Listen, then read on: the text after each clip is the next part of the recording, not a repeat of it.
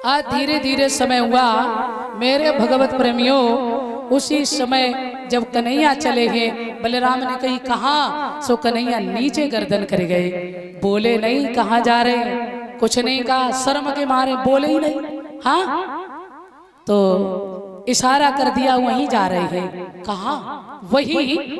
सो पंडित जी बोले सीधी चौनाई कह देते कि माँ कुंदनपुर जा रहे, रुक्मिणी के संग ब्याह करेंगे। कन्हैया बोले अरे बड़े भाई है, ऐसे कैसे बोल सकते हम।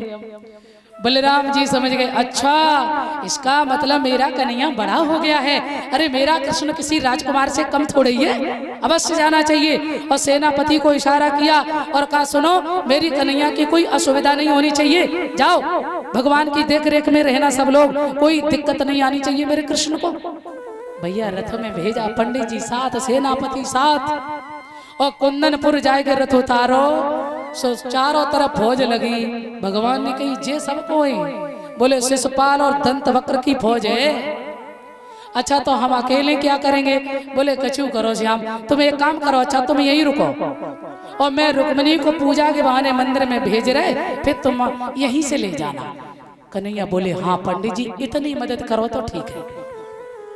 भैया अब जैसे ही पंडित जी गए, रुक्मिणी को जाके बतायो, रुक्मिणी समझ गई। और मेरे भगवत प्रेमियों ध्यान रखना, आज रुक्मिणी बोली श्याम आ गए, पंडित जी बोले आए गए लली, अकेले ही है, कोई ज्यादा नहीं, फौज संगे, जाओ चुप्पा चली जा पूजा के बहाने, मंदिर में मिलेंगे वहीं।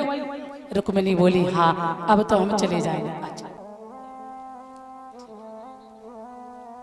हाँ ध्यान देंगे, ये हमारी जो मेरे लिए तो माता तुल्य है, तो हमारी माता जी जो हमारे गजेंद्र भैया जो हैं, इनकी माता जी, इनका स्वास्थ्य अभी बड़ा खराब हो गया था बीच में, तो हम सभी लोग परेशान हो गए थे। ऐसी बात नहीं, हमने भी भगवान जी से कहा प्रभु जी आज तक ऐसा मैटर कभी कथा में हुआ नहीं है 20 साल में, तो रक्षा करना तुम्हारा ही धर्म है प्रभु जी, आप ही संभालो, आपका ही सब कुछ है, हम लोग क्या कर सकते हैं। तो प्रभु जी ने बहुत ही बड़ी कृपा की है और बहुत बहुत आशीर्वाद भगवान का रहा है। बड़ी बाधाएं आने पर भी मैं एक बात और कहना चाहेंगे, हमारे कंचे दद्दा जो हैं, इनके सुपुत्र दरोगा जी और इनकी धर्मपत्नी ये माता जी, सभी लोग बड़े परेशान हो गए। उनका भी एक्सीडेंट हो गया, दद्दा के पाँव में दिक्कत हो गई और इनका भी स्वास्थ्य गड़बड़। लेकिन ये सत्य है, देखो गोविंद ने कुछ बिगड़ने नहीं दिया है।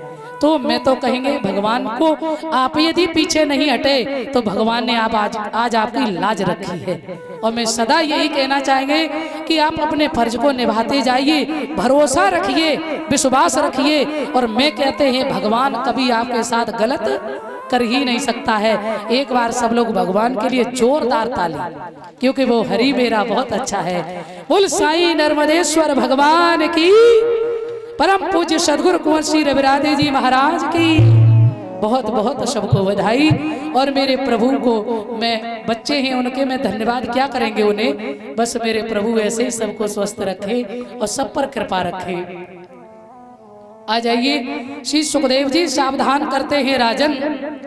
आज भगवान श्याम के लिए रुक्मिणी ने आरती का थाल सजाया और बेटियों के साथ जब चली, सहेलियों के साथ, रुक्मिणी की मैया ने कही बेटी जा रही हो, हाँ, तो माँ के गले से लग के रोने लगी। मैया बोली लली जब जाओ तब रो लियो। रुक्मिणी बोली तुम जानो हम जा ही रहे। गले से लग के रोने लगी रुक्मिणी। वो चल भैया ससुराली और बन के दुल्हनिया चली रे ससुराली, बन के दुल्हनिया चली रे ससुराली, बन के दुल्हनिया चली रे ससुराली, बन के दुल्हनिया। चले भैया ससुराली दुल्हनी बन के चली रे ससुराली, दुल्हनी बन के चली रे ससुराली, दुल्हनी बन के। बोली मैया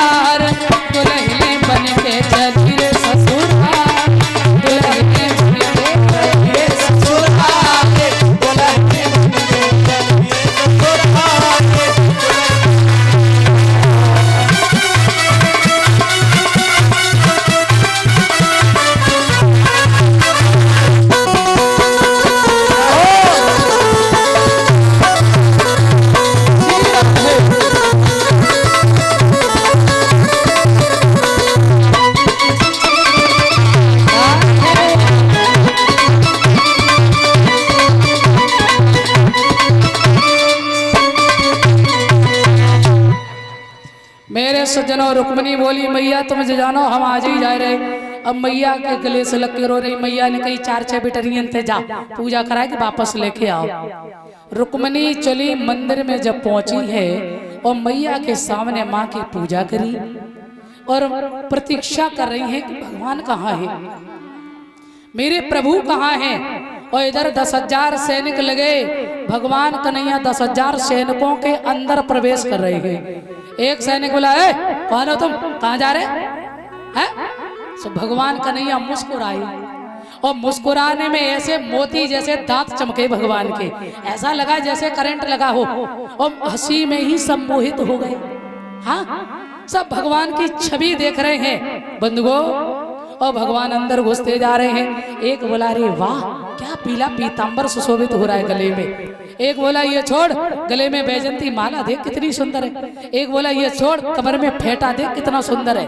सब भगवान की शोभा देखने में लगे।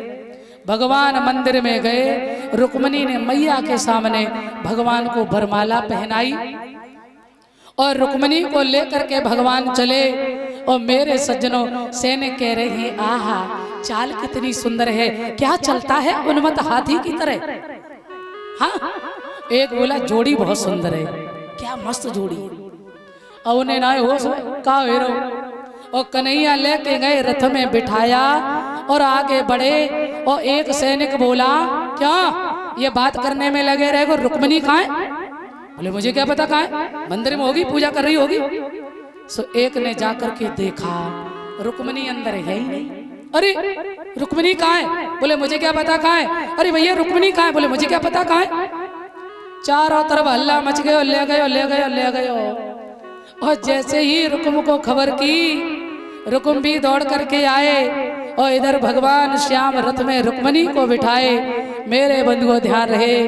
और इधर बलराम जो है पता चला कि कन्हैया को बहुत फौज घेरे है। सो भगवान श्याम के पास बलराम गए और बलराम ने जैसे ही देखो सो कन्हैया से पूछने लगे कन्हैया ये कौन है? अरे कौन की हरि आए और मोहन सुगर नारियल कौन की हरि आए मोहन सुगर नारियल कौन की हरि आए मोहन सुगर नारियल अरे कौन की हरि आए मोहन सुगर नारियल अरे कौन की बहन कौन की बहन अरे कौन की बहन अरे कौन की कौन की बहन कौन की बहन अरे कौन की बहन हो कौन की बेटी अरे पाप कमाई आए मोहन सुगर नारी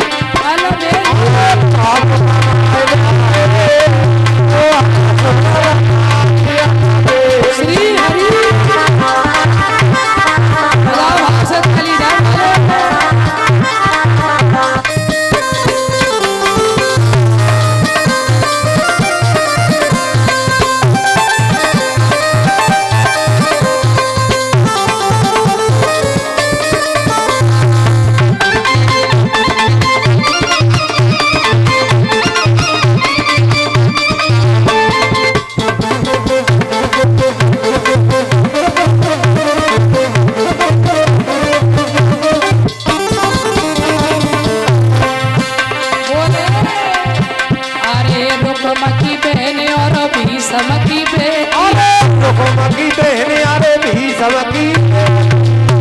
कन्हैया बोले बलराम से अरे रुक्म की बहन और भीषम की बेटी अरे रुक्म की बहन अरे भीषम की और बोले जबर न ब्याह लियाए या सुगर नारी अरे जबर न ब्याह लियाए भैया सुगर नारी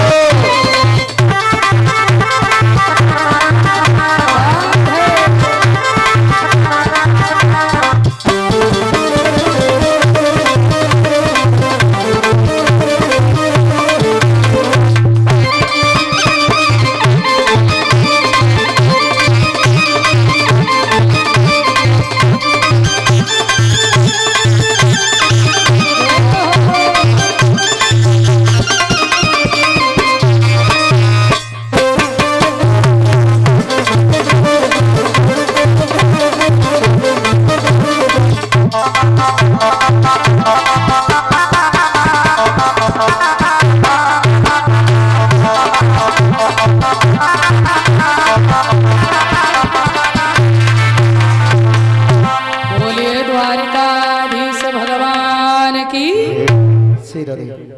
आज इसी के साथ जो भी भक्तगण भंडारे में सहयोग कर रहे हैं उनकी लिस्ट मेरे पास आई हुई है।